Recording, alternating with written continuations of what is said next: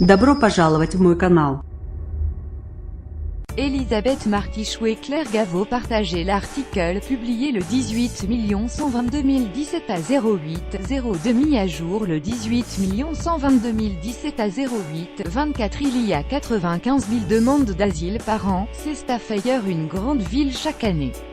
Invité de RTL ce lundi 18 décembre, Gérard Collomb s'est montré ferme sur les questions d'immigration alors qu'une réforme de la politique migratoire est actuellement entreprise par le gouvernement. Si nous accueillons tout le monde, nous ne pourrions pas le faire dans de bonnes conditions, assure le ministre de l'Intérieur. Une ligne durcie définie comme la ligne de tous les Français par le pensionnaire de la place Beauvau.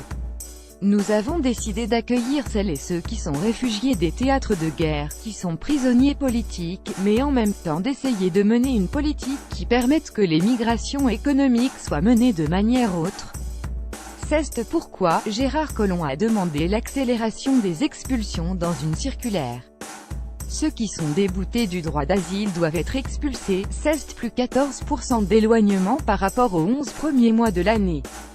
Donc lorsqu'on veut, on peut avoir des résultats, glisse-t-il. Des examens dans les centres d'hébergement. Autre circulaire qui fait aujourd'hui polémique, l'examen des situations des migrants accueillis en centre d'hébergement d'Earl Jones. Aujourd'hui, nous ne savons qui se trouve dans ces centres.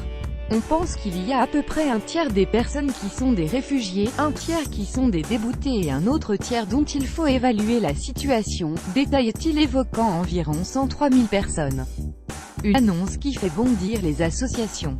Plusieurs grands acteurs associatifs de l'hébergement d'Earl Jones ont annoncé leur intention de saisir le défenseur des droits sur ce recensement, craignant une atteinte aux droits des personnes étrangères. La rédaction vous recommande lire la suite.